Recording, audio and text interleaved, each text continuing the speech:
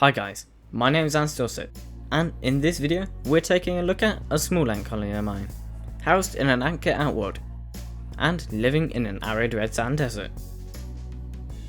They are camponotus, commonly known as golden sugar ants.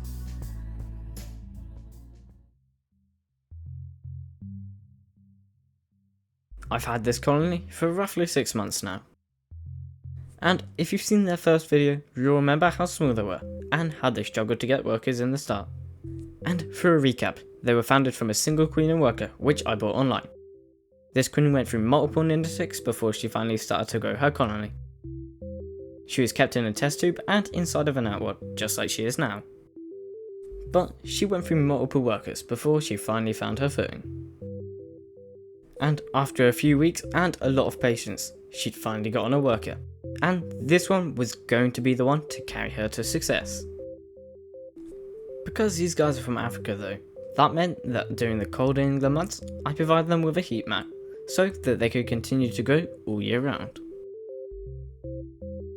Over the past 2 to 3 months, they started to produce more and more brood, eventually taking up multiple test tubes. And as you can see here, their name of golden sugar ants is there for a good reason, as their gaster, the part towards their lower end, is covered in tiny golden hairs, which gives them a golden glint. These guys only have one queen, so they won't grow as fast as other species with more queens.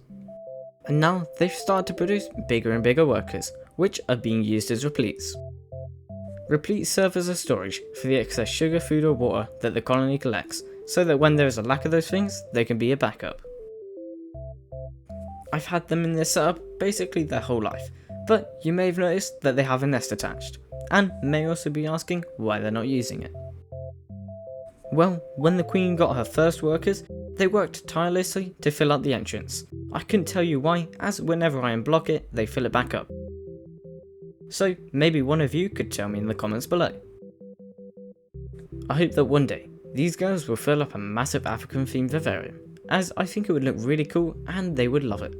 But that's still quite far away, as it might take them a few years to get there, because their life cycle takes a long time. All these small brown pill looking things are pupae, and they've come from a larvae, which spun a cocoon similar to how a butterfly would. And those larvae take a long time to mature, as they first have to come from an egg. And then, after almost 2 months of eating protein, that larvae will turn into a pupae. And this is only for a worker ant. If they were to produce majors or even elates, that time would be a lot more. And what I absolutely love about these ants, and generally all sugar ants, is that their gaster will fill up loads, kind of like a balloon. And then you can see the sugars that they drank inside of them. And this is very apparent in species like honeypot ants, which have a specialised caste just for that, which are called repletes. Okay, so as you probably know by now, this video was inspired by Oz Ants, which now goes by Jordan Dean on YouTube. And I did this as a sort of parody to his videos, as I used to love watching them and wanted to see if I could recreate it, or at least make a similar video. So, tell me if you've heard of him before, as I'd love to know. And also if you think I did a good job at encapsulating the same or similar experience you get when watching one of his videos. I'll leave a link to his channel in the description, so go check him out. And whilst you're down there, you might as well subscribe and join the Discord, as it's free and you might even get the chance to win a giveaway. But as always, thanks for watching, don't forget to like and subscribe, and I'll see you in the next one.